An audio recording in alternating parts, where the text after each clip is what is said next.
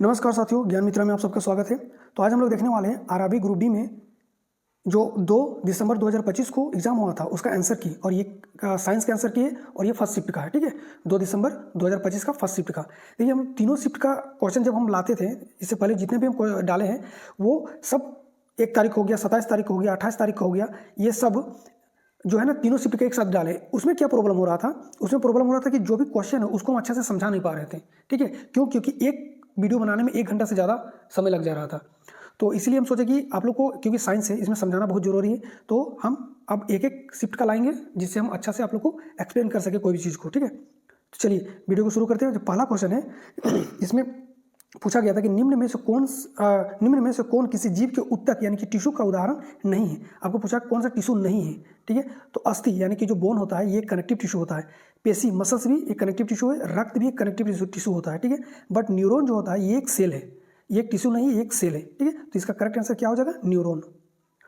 चलिए अगला क्वेश्चन पूछा गया था कि oxidation is defined as, oxidation यानी कि ऑक्सीकरण को परिभाषित किया जाता है कैसे? क्या मतलब कैसे परिभाषित करेंगे? यहाँ पे 4 ऑप्शन दे रखा था। इलेक्ट्रॉनों का ह्रास होना ऑक्सीडेशन होता है, बिल्कुल जो सही है। इलेक्ट्रॉनों का ह्रास होना या फिर ऑक्सीजन का लेना ऑक्सीडेशन कहलाता है, हम बता चुके हैं। और यहीं पे इलेक्ट्रॉन अगर गेन करेगा और ऑक्सीजन को आउट करेगा, हटाएगा, तो हो जाएगा रिडक्शन। ठीक है तो इसका करेक्ट आंसर क्या हो जाएगा? इसका करेक्ट आंसर हो जाएगा लॉस ऑफ इलेक्ट्रॉन। ऑक्सीडेशन को बढ़िया सोच समझ लेते हैं। ऑक्सीकरण यानी कि ऑक्सीडेशन एक रासायनिक प्रक्रिया है जिसमें कोई परमाणु आयन या अणु इलेक्ट्रॉन खोता है, यानी कि इलेक्ट्रॉन को लॉस करता है। आधुनिक परिभाषा के अनुसार यह वह प्रक्रिया है जिसमें किसी तत्व की ऑक्सीकरण अवस्था में वृद्धि होती है, इसके ऑक्सीकरण अवस्था में वृद्धि होती है। और शास्त्रीय रूप में ऑक्सीजन का जुड़ना या हाइड्रोजन का हटना ऑक्सीकरण कहलाता है, यानी कि ऑक्सीडेशन कहलाता है। क्या? तो इससे हम लोग क्या समझते हैं कि जुड़ेगा सिर्फ ऑक्सीजन, ऑक्सीकरण में सिर्फ ऑक्सीजन जुड़ेगा, बाकी हाइड्रोजन का हटना, इलेक्ट्रॉन का हटना, आयन का हटना, ये सब होगा तो हो जाएगा ऑक्सीडेशन। ये सब हटता है, ऑक्सीजन जुड़ता है, ये हो जाएगा ऑक्सीकरण यानी कि ऑक्सीडेशन रिएक्शन। ठीक है, चलिए अगला क्वेश्चन है, एक न्यूमेरिकल पूछा गया था कि 720 किलोमीटर प्रति घंटे की गति से चल रही एक कार ब्रेक लगाने के बाद 4 सेकेंड में रुक जाती है। कितना? 720 किलोमीटर प्रति घंटा की स्पीड से चला रहा है और ब्रेक लगाने के बाद 4 सेकंड में रुक जाती है। यदि कार और यात्री का कुल द्रव्यमान 80 किलोग्राम है तो ब्रेक द्वारा किया गया जो बल होगा वो कितना होगा? देखिए, सबसे पहले तो ब्रेक के द्वारा किसी चीज़ को रोक रहे हैं यानी कि डी एक्सेलरेट कर रहे हैं, तो ये तो सबसे पहले तो जो भी आंसर होगा नेगेटिव में होगा, पॉजिटिव वाला तो काट दो। ठीक है, जो भी आंसर आएगा नेगेटिव में, क्योंकि डी एक्सेलरेशन पॉजिटिव होता है, डी एक्सेलरेशन नेगेटिव होता है। ठीक है, जिसको हम लोग रिटार्डेशन कहा जाता है, डी एक्सेलरेशन को ही रिटार्डेशन कहा जाता है। ठीक है, रिटार्डेशन। तो अब यहाँ पे देखो, इस क्वेश्चन में प्रॉब्लम क्या हुआ है एक यात्री और कार का कुल द्रव्यमान दे रखा 80 किलोग्राम, जो कि ये गलत है। इसका होना चाहिए 800, और आपका जो आंसर की में 80 किलोग्राम ही दे रखा है, और ऑप्शन में भी आप लोग देखोगे कि यही ऑप्शन सेम ऑप्शन दे रखा है। ठीक है, हम उसी से ये किए, इसको टाइप किए हैं, तो सेम इसी तरह का ऑप्शन दे रखा है। और जब आप न्यूमेरिकल बनाओगे तो इसका जो आंसर आएगा ये आ जाएगा 400 न्यूटन माइनस में। ठीक है, क्योंकि रिटार्डेशन हो रहा है तो 400 न्यूटन आएगा। अब यहाँ पे 80 किलोग्राम दे रखा कार और आदमी का पूरा वजन, जबकि यहाँ होना चाहिए 800 किलोग्राम। जैसे 800 किलोग्राम होगा तो एक जीरो बढ़ जाएगा और इसका आंसर सही कौन सा हो जाएगा? 4000 न्यूटन हो जाएगा। जबकि यहाँ पे दे रखा है, आप लोग इसको सुधार लीजिएगा, जिस बुक से यहाँ पे उठाया गया ये क्वेश्चन एग्जाम में पूछने के लिए, वहाँ पे 800 किलोग्राम होगा। चलिए अब देखिए, इसको बनाते हैं। ठीक है, तो इसका बोला गया फोर्स, तो हम लोग जानते हैं कि फोर्स चाहिए, तो फोर्स एफ इक्वल कितना होता है? मास इंटू एक्सेलरेशन होता है। मास यहाँ पे दिया गया है 80 किलोग्राम, हम लोग 80 ही लेके चलेंगे। ठीक है, 80 किलोग्राम। एक्सेलरेशन नहीं पता है हमको, लेकिन हमको ये पता है कि इसका जो है इनिशियल वेलोसिटी यू बराबर दे रखा हमको 720 किलोमीटर प्रति घंटा। अब ये 720 किलोमीटर प्रति, अच्छा यहाँ पे तुम बना के रखे हैं ना, क्यों इतना लिख रहे हो? वहाँ पे लिखा नहीं रहा ढंग से। चलिए देखिए, गिवन दे रखा है यू बराबर 72 किलोमीटर प्रति घंटा दे रखा है। अगर हम इसको किलोमीटर प्रति घंटा को हटाएंगे तो 5/18 करेंगे तो कितना आ जाएगा? 20 मीटर प्रति सेकंड आ जा रहा है। ठीक है, जो इसका फाइनल वेलोसिटी, क्योंकि ब्रेक तो लग गया, ब्रेक लगने पे वेलोसिटी क्या हो जाएगा? 0, तो फाइनल वेलोसिटी 0 हो जाएगा। इनिशियल वेलोसिटी कितना हो जाएगा? इनिशियल वेलोसिटी यहाँ पे आपको दे रखा है 72 किलोमीटर प्रति घंटा। ठीक है, टाइम दे रखा है 4 सेकंड। तो अब हमको एक्सेलरेशन चाहिए, क्यों? क्योंकि F equal to mass into acceleration होता है। एक्सेलरेशन हमको नहीं दिया गया, एक्सेलरेशन बराबर क्या होता है? Final velocity minus initial velocity divided by time, जो टाइम लगता है। तो फाइनल वेलोसिटी मेरे पास कितना है? तो फाइनल वेलोसिटी मेरे पास 0 है, तो 0 माइनस इनिशियल वेलोसिटी मेरे पास कितना है? 72 है। तो हम लोग यहाँ पे कितना लिखेंगे? 1 मिनट, इनिशियल वेलोसिटी 20 मीटर प्रति सेकंड ना, मीटर प्रति सेकंड में लेके चलना है, तो 20 मीटर प्रति सेकंड। ठीक है, डिवाइडेड बाय टाइम मेरे पास दे रखा है 4 सेकंड। अब अगर हम लोग 0 से तो जाएगा नहीं, अब इसको हम लोग काटते हो तो -5 आ जाएगा, ठीक है। यानी कि एक्सेलरेशन अब मेरे पास कितना है, -5। तो F इक्वल टू मास मेरे पास दे रखा कितना, मास दे रखा 80 लेके चल रहे हम लोग, और एक्सेलरेशन अभी हम लोग निकाले कितना था एक्सेलरेशन, तो -5, ठीक है, मीटर पर सेकंड, तो -5, 8 × 40, 2 0, और यहाँ पे आ जाएगा -400 न्यूटन ये निकल के आ रहा है। जबकि यहाँ पे अगर 800 होता तो ये पूरा आ जाता 8000 न्यूटन, जो कि आपका ऑप्शन के साथ मैच कर जाता है ये वाला, ठीक है। इसका आंसर क्या हो जाता है, ये हो जाएगा 4000 न्यूटन। और आप लोग इसको सुधार लीजिएगा, इसका जो है ना 80 किलोग्राम नहीं 800 किलोग्राम है, 800 kg होगा इसका यहाँ पे, तब जाकर के ये ऑप्शन के अनुसार सही बैठ जाएगा। चलिए अगला क्वेश्चन पूछा गया था कि गोली लेंस के बारे में निम्न में से कौन सा कथन सही है। अब गोली लेंस के बारे में आपको दे रखा है, यहाँ पे लेंस के बारे में पूछा है, याद रखना कोई लेंस यहाँ पे दिया रहता है, लेंस को दर्पण वाला सोच के मार के गलत आंसर आ जाता है। चलिए पहला पूछा था कि ए कनकेव लेंस कैसे बनता है, इस तरह से एकदम दिमाग में सब रखते चलना।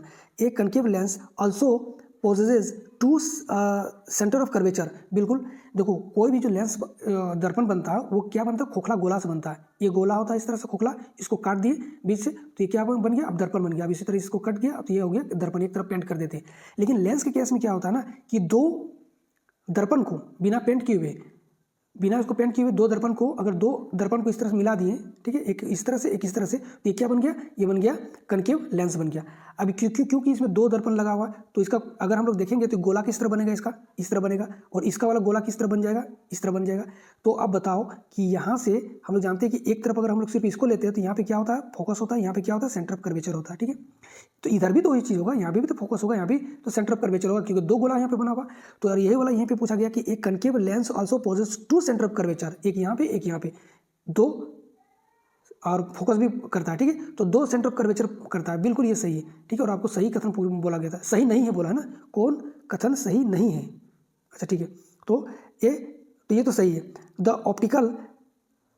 Optical centre consider with the centre of curvature. अच्छा देखो, ऑप्टिकल सेंटर क्या होता है, तो जो लेंस होता है, ये लेंस मान के चलो, ठीक है। तो इस लेंस के एक ऐसा जगह होता है बीच में, जहाँ से जब लाइट गुजरता है तो वो सीधा निकल जाता है, कहीं मुड़ता नहीं, उसको बोला जाता है क्या, ऑप्टिकल सेंटर, इसी को बोला जाता है ऑप्टिकल सेंटर। अब यहाँ पे क्वेश्चन पढ़ो कि क्या लिखा है कि प्रकाश केंद्र वक्रता केंद्र से मेल खाता है, यानी कि जहाँ पे वक्रता केंद्र होगा, यानी कि सेंटर कर्वेचर होगा, वहीं पे ही ऑप्टिकल सेंटर भी होगा। ये गलत है, क्योंकि ऑप्टिकल सेंटर तो यहाँ है, एकदम बीचों बीच है, जहाँ से लाइट सीधा निकल जाता है, ठीक है। तो ये गलत हो जाएगा, ठीक है। और यहाँ पे आपको पूछा गया सही नहीं है, तो इसका बी नंबर का सही जवाब हो जाएगा, ठीक है। बाकी देख लो पढ़ के, every spherical lens has 2 centre of curvature, जो अभी बताएं बिल्कुल ही सही है। नेक्स्ट में पूछा गया था, नेक्स्ट जो ऑप्शन दिया गया था, the line joining the 2 centre of curvature is called the principal axis. जो 2 सेंटर ऑफ कर्वेचर को जोड़ता है, सेंटर ऑफ कर्वेचर यहाँ, सेंटर इसको प्रिंसिपल एक्सिस में जोड़ता है, ये वाला, तो ये भी सही है। यानी कि आपका गलत कौन सा हो जाएगा, बी नंबर का गलत हो जाएगा, ऑप्शन आंसर भी बी है, ठीक है। चलिए नेक्स्ट क्वेश्चन जो पूछा गया था न्यूमेरिकल एक बोला गया था कि वायु में ध्वनि की गति लगभग 340 मीटर पर सेकंड है, ठीक है, मीटर पर सेकंड में दे रखा है। यदि परावर्तक सतह 17 मीटर दूर है तो प्रतिध्वनि यानी कि रिटार्डेशन, माफ कीजिएगा रिटार्डेशन है, प्रतिध्वनि को स्रोत तक लौटने में कितना समय लगेगा, ठीक है। जो रिफ्लेक्ट होकर लौटेगा उसको कितना समय लगेगा ये बताया गया, ठीक है। तो मान लेते हैं यहाँ से कोई ध्वनि को हम लोग भेज रहे हैं और यहाँ पे कोई परावर्तक सतह यानी कि रिफ्लेक्ट सरफेस है, यहाँ से यहाँ तक के बीच की दूरी दे रखा है 17 मीटर ही दिया ना, हाँ। तो यहाँ से गया और फिर से ये सुनेगा तो इसको तो लौट के आना भी पड़ेगा ना, तो यहाँ से यहाँ तक जो लौट के आया यानी कि 17 मीटर गया 17 मीटर आया, तो टोटल डिस्टेंस हम लोग जानते हैं, टाइम यहाँ पर टाइम पूछा है, तो टाइम बराबर कितना होता है, तो टाइम बराबर होता है total distance divided by total velocity या फिर टोटल स्पीड, है ना। तो ये होता है इसका फॉर्मूला, तो हमने अब रख दो इसमें, तो टाइम बराबर क्या, टोटल दूरी कितना हो जाएगा, तो 17 मीटर गया 17 मीटर आया यानी कि 34 मीटर हो जाएगा, डिवाइडेड बाय टोटल जो वेलोसिटी कितना है, तो 340 मीटर पर सेकंड है, तो 340 मीटर रख दो यहाँ पे। अब इसको हम लोग देखो इस तरह काटने वाला जब है तो यहाँ 34 × 10 कर सकते हैं, यानी कि 34 से 34 कट गया, यहाँ बचा 10, यहाँ बचा 1। अगर हम लोग 10 को 1 के साथ ले जाएंगे तो 0.1 आ जाएगा, तो 0.1 सेकंड इसका करेक्ट आंसर हो जाएगा, ठीक है। चलिए नेक्स्ट क्वेश्चन है, निम्न में से कौन मानव स्त्रियों से उसी प्रकार संबंधित है जैसे नसबंदी यानी कि वेस्क्टोमी मानव पुरुष से संबंधित है। तो बोला गया कि जिस तरह से मानव मतलब मेल में नसबंदी जो होता है उसको हम लोग बोलते हैं वेस्क्टोमी, मेल में होता है। तो पूछा गया था फीमेल में जो होता है नसबंदी उसको क्या बोला जाता है, तो उसको बोला जाता है ट्यूबेक्टोमी, ठीक हो, यहाँ तो लिखा हुआ है ट्यूबेक्टोमी, ठीक है। इसका आंसर क्या हो जाएगा, ट्यूबेक्टोमी। मेल में होता है वेस्क्टोमी, और फीमेल में होता है ट्यूबेक्टोमी, ठीक है, नसबंदी को। चलिए अगला क्वेश्चन पूछा गया था कि पौधे में जाइलम और फ्लोएम उत्तक का मुख्य कार्य क्या है। तो आप लोग को पता है जाइलम क्या करता है, वाटर और मिनरल को लेके जाता है, और फ्लोएम क्या करता है, ये फूड को लेकर के जाता है। इसका जो डायरेक्शन है ये नीचे से ऊपर की ओर जाता है, यूनि डायरेक्शन होता है, यानी कि जो जाइलम जो है ये यूनि डायरेक्शन होता है और ऊपर से नीचे से ऊपर की ओर जल और मिनरल को पहुंचाता है। फूड का जो फ्लोएम है ये फ्लोएम बाई डायरेक्शनल होता है, ये ऊपर से नीचे भी फूड लाता है, नीचे से ऊपर भी लेके जाता है, तो ये बाई डायरेक्शनल होता है और ये यूनि डायरेक्शनल, याद रखना इस चीज़ को, ठीक है। अब देख लो जो भी दिया होगा, both xylem and phloem transport water और मिनरल, नहीं अभी बताएं, जाइलम जल को करता है और ये वाटर और मिनरल को करता है और फ्लोएम फूड को करता है, ये गलत हो जाएगा। Xylem transport food, xylem food को नहीं करता है, ये करता है मिनरल और वाटर को। Xylem transport water and mineral and phloem food को करता है, ठीक है। तो इसका आंसर क्या हो जाएगा, सी नंबर का, ठीक है। चलिए अगला क्वेश्चन जो है, जब H प्लस आयनों की सांद्रता बढ़ती है तो विलयन का पीएच क्या हो जाता है। जब H प्लस आयन का सांद्रता बढ़ रहा है मतलब उसमें एसिडिटी हो जा रहा है, मतलब ज़्यादा एसिडिक हो रहा है, ठीक है। जब एसिडिक होगा तो पीएच का वैल्यू कितना हो जाएगा, कम हो जाएगा, तो ये क्या हो जाएगा, डिक्रीज हो जाएगा, पीएच मान क्या हो जाएगा, घट जाता है। चलिए अगला क्वेश्चन पूछा गया था कि गुरुत्वीय त्वरण के बारे में निम्न में से कौन सा कथन सही है।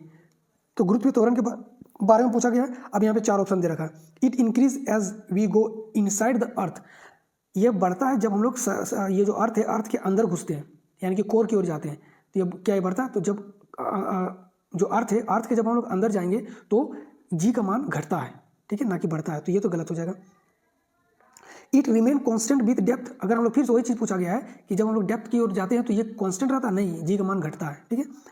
It is the same everywhere in the earth, यानी कि ये पूछा गया कि अर्थ जो है यहाँ पे सब जगह पे जी का मान सेम रहता है, नहीं, ये जो इक्वेटर होता है यहाँ पे जी का मान इक्वेटर में कम होता है, ठीक है। सबसे कम कहाँ पे होता है, इक्वेटर में, और पोल जो होता है पोल में सबसे ज़्यादा मैक्सिमम होता है, ठीक है, पोल में यहाँ पे।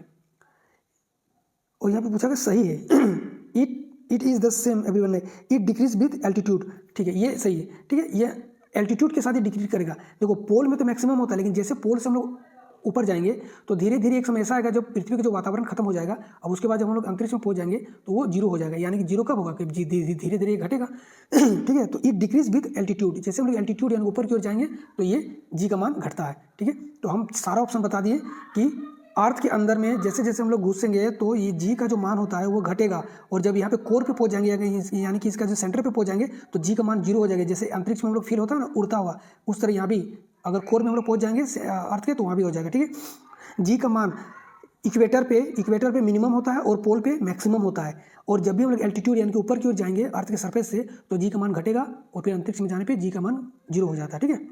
तो सारा बता दिए, इसका आंसर क्या हो जाएगा, डी। चलो अगला है फ्लोरीन। फ्लोरीन का जो है कार्बन अप्रूप जो होता है वो कितना होता है, तो हम लोग जानते हैं 660 होता है इसका, ठीक है, और इसका आंसर क्या हो जाएगा, ए नंबर का हो जाएगा फ्लोरीन का। चलिए नेक्स्ट क्वेश्चन है, पदार्थ की निम्न अवस्थाओं में से किसमें कणों की तीव्र अनियमित गति पाया जाता है, ठीक है। तो ये रहा ठोस। ठोस में क्या होता है ना, जो इसका जो एटम होता है, ठीक है, ये एकदम बिल्कुल एकदम जैसे कि एक एटम यहाँ ना तो एकदम ये पैक्ट रहता है, इस तरह से एकदम बिल्कुल सटा हुआ रहता है, यानी कि इसके बीच में इंटरमोलिकुलर गैप बहुत कम होता है। अगर गैप नहीं रहेगा तो वो मूव नहीं कर पाता, ये ना के बराबर मूव करता है, एकदम बहुत ही कम एकदम बहुत कम करता है, ना के बराबर, ठीक है। तो यहाँ तो एटम के बीच में मूवमेंट तो हो ही नहीं रहा, यहाँ बोला बहुत ज़्यादा तीव्र मूवमेंट हो रहा है, ठीक है, गति हो रहा है, यहाँ तो होगा ही नहीं, तो सॉलिड तो खत्म हो गया। अब आता है लिक्विड में। लिक्विड में जो ये जो एटम होता है लिक्विड का, ये दूर दूर में होता है और इसके बीच में इंटरमोलिकुलर गैप होता है, ठीक है। जब गैप होता है तो इसका जो एटम होता है ये फ्रीली मूव करता है, लेकिन उतना ज़्यादा नहीं जितना कि गैस में। अब गैस कहाँ, तो एक एटम यहाँ हो गया तो एक एटम यहाँ, तो एक एटम इतना, अब जितना स्पेस मिलेगा उतना ज़्यादा ये बहुत ज़्यादा फ्रीली इस तरह से मूव कर सकता है, चारों तरफ जिग जैग ये जो भी है, ठीक है, इस तरह से मूव कर सकता है। तो सबसे ज़्यादा जो होता है वो होता है गैस में, ठीक है, जो फ्री मूव कर सकता है। चलिए नेक्स्ट क्वेश्चन पूछा गया था कि 2 किलोग्राम द्रव्यमान वाला पिंड 3 मीटर प्रति सेकंड की गति से चल रहा है, ठीक है, इसकी गतिज ऊर्जा कितना हो जाएगा। तो 2 किलोग्राम ये तो खत्म हो जाए, 3 3 9, इसका आंसर हो जाएगा 9। देखो जिसको पता है वो तुरंत कर देगा। हम लोग को पता है कि गतिज ऊर्जा यानी कि काइनेटिक एनर्जी बराबर कितना होता है, हाफ एम बी स्क्वायर होता है, हाफ एम बी का स्क्वायर। और यहाँ पे हाफ तो दिया, हाफ एम का मान दे रखा 2 किलोग्राम, तो ये 2 से हाफ इंटू 2 इंटू भी का स्क्वायर, और भी दे रखा कितना 3 का स्क्वायर, ठीक है। तो ये तो खत्म हो जाएगा, 3 3 9, वही हम बुक किए थे कि इसी पर भी का स्क्वायर कर दो, 3 3 9 यानी कि 9 जूल इसका करेक्ट आंसर हो जाएगा। चलो नेक्स्ट क्वेश्चन पूछा गया था कि एक सोलेनॉइड, अच्छा सोलेनॉइड होता क्या है? सोलेनॉइड चुंबक की तरह व्यवहार करता है। क्यों? सोलेनॉइड होता है कि एक इस तरह से पाइप रहता है मेटल का, ठीक है, पाइप रहता है। अब इस पर वायर लपेटा रहता है इस तरह से, ठीक है। अब इस वायर पे जब हम लोग करंट पास करवाते हैं तो ये करंट इस तरह से मूव करता है। अब जैसे करंट पास करवाते हैं इसमें मैग्नेटिक फील्ड जनरेट होने लगता है, और मैग्नेटिक फील्ड भी जिस तरह से ये वायर है उस तरह से उसी शेप में मैग्नेटिक फील्ड भी जनरेट हो जाता है, ठीक है। तो यहाँ पे आप देखो ऑप्शन में क्या बोला है कि a current in its turn produce a magnetic field. तो जो current in its turn produce the magnetic field, जो इसका जो टर्न था उसमें प्रोड्यूस होगा कौन सा? मैग्नेटिक फील्ड, और यही इसका सही हो जाएगा। इसके कुंडलों में धारा चुंबकीय क्षेत्र उत्पन्न करती है, बिल्कुल करती है, ये सही जवाब है, ठीक है। और ये आपको पूछा गया था। नेक्स्ट क्वेश्चन पूछा गया था, निम्न में से कौन सी पेशी संरचना आंख के लेंस की वक्रता को संशोधित करके उसकी फोकस दूरी को बदलने के लिए उत्तरदायी है? अच्छा देखो, जो आंख में हम लोग का लेंस होता है वो बोला गया किसके द्वारा हम लोग जब हम लोग आंख को सिकुड़ते हैं, जब हम लोग दूर की वस्तु को देखते हैं ना तो आंख का जो लेंस होता है वो इस तरह से फैल जाता है, ठीक है। आंख का लेंस देखो, ये आंख है, हम एक स्ट्रक्चर बना दे रहे हैं, इस तरह से आंख रहता है और यहाँ पे लेंस रहता है, ठीक है। और यहाँ पे एक मसल्स रहता है जिसको हम लोग बोलते हैं सिलियरी मसल्स, इसी के द्वारा कंट्रोल किया जाता है। जब हम लोग दूर की वस्तु को देखते हैं ना तो ये खींच के इसको लंबा कर देता है, इस तरह से लंबा कर देता है सिलियरी मसल्स, तो हम लोग दूर की वस्तु को दिखाई देता है। अब जब हम लोग को सामने की वस्तु देखना रहेगा तो ये इसको इस तरह से दबा देता है, सिलियरी मसल्स इसको दबा देता है, जिस कारण से हम लोग को सामने की वस्तु दिखाई देता है, ठीक है। तो जब हम लोग को दूर की वस्तु तो इसको ये पतला कर देगा, और जब हम लोग सामने की वस्तु देखेंगे तो इसको ये दबा के इस तरह कॉन्ट्रास्ट करके इसको मोटा कर देगा, तो हम लोग सामने की वस्तु देखते हैं। और इसका आंसर क्या हो जाएगा? सिलियरी मसल्स हो जाएगा। ये सिलियरी मसल्स के द्वारा होता है, ठीक है। ये चीज़ यहाँ पे लिखा हुआ है कि सिलियरी मसल्स अपनी सिकुड़न और फैलाव के द्वारा आंख के लेंस की वक्रता को बदलकर उसकी फोकस दूरी को संयोजित करती है। इस प्रक्रिया को समंजन क्षमता यानी कि एकोमोडेशन कहा जाता है, इसको एकोमोडेशन कहा जाता है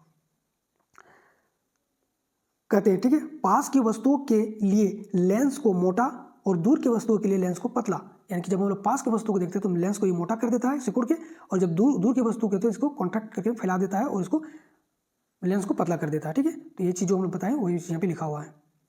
चलिए अगला क्वेश्चन है, एक बैलेंस करना था, ठीक है। एक रिएक्शन दे रखा था किसका एल्यूमिनियम और HCl का, हाइड्रोक्लोरिक एसिड का, ठीक है। आपको बताना था कि इसमें जो रिएक्शन दिया है चारों, इसमें सिर्फ बैलेंस करना था आप लोग को, ठीक है। तो बैलेंस कैसे करेंगे? तो ये जो एरो देख रहे हैं, इस तरह से जो एरो देख रहे हैं, यहाँ पे है, यहाँ पे है, यहाँ पे है, बैलेंस करने का तरीका ये होता है कि एरो के इस तरफ जो कुछ भी है वो एरो को उस तरफ भी बैलेंस होना चाहिए, उस तरफ भी सेम होना चाहिए।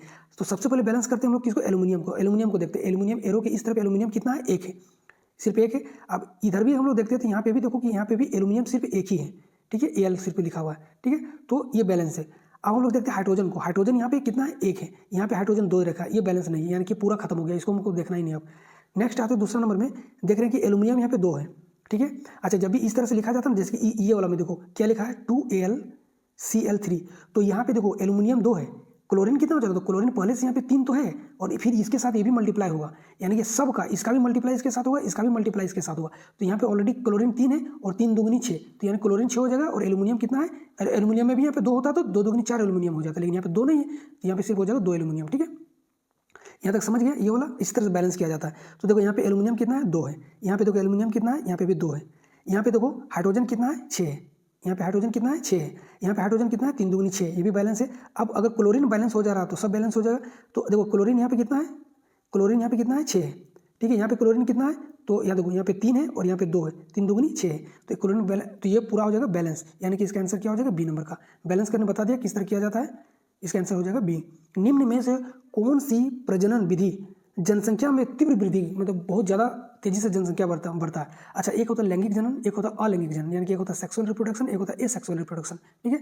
तो सेक्सुअल रिप्रोडक्शन में ना एक होता है मेल होता है, एक होता है मेल होता है, एक होता है फीमेल होता है। अब दोनों के मिलने पे फीमेल प्रेग्नेंट होती है। अब उसके बाद उसका समय लगता है, जैसे कि इंसानों में 9 महीना लगता है, कोई जानवर का जैसे कि गाय बैल में लग ले तो उसमें 12 महीना लगभग लग जाता है, 1 साल लग जाता है। इस तरह से छोटा जानवर में कुछ लगता है लेकिन महीना लगता है, जरूर कुछ महीने तक लगता है, ठीक है। तो इसमें एक लंबा प्रोसेस होता है, 1 महीना, 2 महीना, 3 महीना, 4 महीना, 9 महीना, 1 साल वेट करना पड़ता है बच्चा जन्म देने के लिए। बट ये सेक्सुअल रिप्रोडक्शन में क्या होता है ना कि ये पेरेंट है, यही माँ है, यही बाप है, यहाँ से टूट गया, यहाँ से फूट गया, बस बनाते रहता है, मतलब करते रहता है, मतलब एक दिन में पहाड़ खड़ा कर देता है जनसंख्या का, ठीक है। तो इसका क्या हो जाएगा? बाइनरी फिजन हो गया, कभी कभी फ्रेगमेंटेशन हो गया, ठीक है। तो इसका क्या हो जाएगा, एसेक्सुअल रिप्रोडक्शन इसका करेक्ट आंसर हो जाएगा। ठीक है, चलिए अगला क्वेश्चन है, निम्न में से कौन अधातु तत्व द्वारा बना द्विपरमाणु अणु है? Which of the following is a diatomic molecule form by a non metallic element. तो सबसे पहले तो देखो नॉन मेटेलिक एलिमेंट, ये मेटल है, ये मेटल हीलियम है ना, ये मेटल है, तो नॉन मेटेलिक यहाँ पे ये है, तो और द्वि एटॉमिक बोला गया, द्वि एटॉमिक बोला गया, तो जो मेटल है पहले तो उसको काट दो, और यहाँ पे द्वि एटॉमिक है तो क्या कौन हो जाएगा, ऑक्सीजन हो जाएगा, यहाँ तो है नहीं। ठीक है, इसका आंसर क्या हो जाएगा, ऑक्सीजन इसका करेक्ट आंसर हो जाएगा। ठीक है, और दो एटॉमिक है ना, दो एटम है, ऑक्सीजन ऑक्सीजन मिलकर O2 बनाया गया। चलिए अगला क्वेश्चन पूछा गया था, वह बल जो किसी वस्तु की गति की अवस्था को बदल देता है क्या कहलाता है? उसको बाहरी बल बोलो या फिर असंतुलित बल बोलो। कोई एक मान लिया वस्तु आराम से खड़ा है, या फिर यही वस्तु आराम से चल रहा है, कोई दिक्कत नहीं इसको, अब कोई आया और इसको देख के ठोक दिया, बाहरी बल है, ठोक दिया, ये बल क्या है, असंतुलित है, इसको असंतुलित कर दिया। ठीक है, या फिर यहाँ पे खड़ा है, यहाँ पे दिया बहुत जोर से पुश करके ये चलने लगा, तो ये क्या होता है, ये होता है असंतुलित बल या फिर बाहरी बल, असंतुलित अनबैलेंस्ड फोर्स होता है। ठीक है, किसी वस्तु का अवस्था को चेंज करने के लिए जो बल यूज किया जाता है उसको अनबैलेंस्ड फोर्स कहा जाता है। चलिए अगला क्वेश्चन बोला गया था कि कार्बन यौगिक में OH ये एक फंक्शनल ग्रुप है, ये क्या दर्शाता है? तो ये दर्शाता है अल्कोहल को। ठीक है, ये आप लोग को पढ़े होंगे अल्कोहल को, मिथेनॉल, इथेनॉल, प्रोपानॉल की, ठीक है, पेंटानॉल, तो सब में मिथेन में OH जोड़ दो तो मिथेन हो जाएगा, इथेन में OH जोड़ दो तो इथेनॉल हो गया, प्रोपेन में OH जोड़ दो तो प्रोपेनॉल हो जाएगा। ठीक है, तो इसका ये हो जाएगा करेक्ट आंसर। चलिए नेक्स्ट है, सामान्य परिस्थितियों में मानव स्त्री शरीर में निषेचन के बाद भ्रूण कहाँ स्थापित होते हैं? देखिए सामान्य परिस्थिति यहाँ बोला गया है, इसका मतलब कि टेस्ट ट्यूब में नहीं हो रहा है, ये शरीर के अंदर हो रहा है, जो भी हो रहा है, जो नॉर्मल प्रोसेस होता है, ठीक है, उसमें बोला गया है। तो क्या होता है ना, ये एक फीमेल का जो स्ट्रक्चर हम बनाने की थोड़ा सा कोशिश कर रहे हैं। ठीक है, इस तरह से रहता है, यहाँ पे ट्यूब होता है, ये इस तरह से रहता है, यहाँ पे ट्यूब होता है। ठीक है, और ये यहाँ से वेजिनल पार्ट शुरू हो जाता है इस तरह से। ठीक है, तो ये वेजिना हो गया, ये यहाँ पे हो गया, ये हो गया यूटेरस गर्भाशय, ये हो गया फेलोपियन ट्यूब, और ये हो गया अंडाशय जहाँ अंडा बनता है। यहाँ पे अंडा बना, ठीक है, यहाँ से अंडा बना, जब सही समय आता है तो फिर अंडा यहाँ से निकल जाता है, और निकलने के बाद यहाँ पे फेलोपियन ट्यूब में आके कहीं पे रह जाता है, रुक जाता है। यहाँ से स्पर्म आया, ठीक है, ये गर्भाशय के थ्रू कहाँ गया, स्पर्म चला गया फेलोपियन ट्यूब में, अब यहाँ पे आके फर्टिलाइज हो गया, निषेचन हो गया। ठीक है, यहाँ पे निषेचन जैसे होता है उसके बाद क्या बनता है, जो बोला गया जो भ्रूण जो है, जो जायगोट बना, वो कहाँ पे, ये यहाँ से लुढ़कते लुढ़कते लुढ़कते आ जाता है कहाँ पे, ये गर्भाशय की दीवार पे आकर चिपक जाता है। तो जो बोला गया कि निषेचन के बाद भ्रूण कहाँ स्थापित होता है, तो निषेचन के बाद भ्रूण कहाँ पे आ जाता है, तो गर्भाशय की दीवार में आके चिपक जाता है, यानी कि यूटेरस लाइनिंग में आके रह जाता है। इसका करेक्ट आंसर क्या हो जाएगा, C नंबर का। चलिए अगला क्वेश्चन है, किसी पदार्थ का प्रतिरोधकता निम्न में किस पदार्थ का प्रतिरोधकता यानी कि रो जो होता है वो मटेरियल पे डिपेंड करता है, नेचर ऑफ द मटेरियल पे। हम बताएं कई बार रेसिस्टेंस बराबर होता है क्या, रो एल बटे ए होता है। ठीक है, तो इसके बारे में पूछा गया है कि ये जो रो है, रेसिस्टिविटी है, ये रेसिस्टिविटी डिपेंड करता है का नेचर ऑफ द मटेरियल पे। वो मटेरियल किसका बना है, ये लोहा का है, एल्युमिनियम का है, तांबा का है, सोना का है, चांदी का है। तो अब देख लो, जो लोहा एल्युमिनियम में होगा इसमें कम होगा, कॉपर में थोड़ा सा इस लोग से ज़्यादा होगा, और गोल्ड और सिल्वर में सबसे ज़्यादा होता है। ठीक है, तो इसका जो करंट पास होने का जो कैपेसिटी है उसके बारे में बता रहे हैं। ठीक है, तो मटेरियल पे डिपेंड करता है, और ये मटेरियल क्या होता है, रो होता है, नेचर ऑफ द मटेरियल, इसका करेक्ट आंसर हो जाएगा।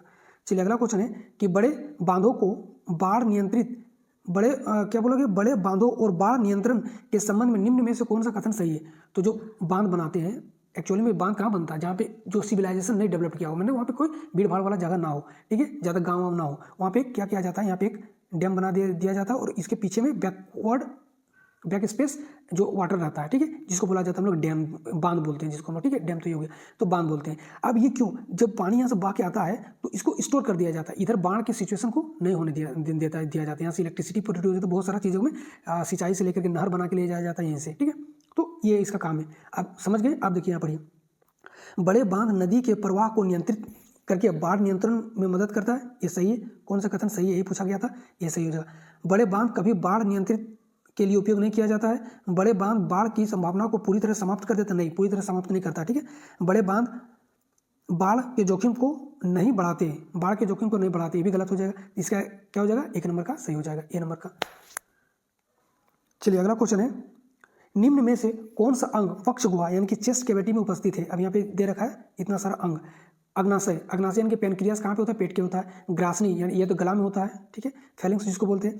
लंग्स होता है चेस्ट गुहा में। यकृत तो होता है राइट साइड पेट में। तो ये इसका क्या आंसर हो जाएगा, लंग्स हो जाएगा, ठीक है, लंग्स हो जाएगा इसका करेक्ट आंसर। नेक्स्ट क्वेश्चन पूछा गया था कि मानव मस्तिष्क का मुख्य सोचने वाला भाग कहाँ स्थित होता है। तो मानव मस्तिष्क जो होता है वो 3 पार्ट में होता है, ठीक है।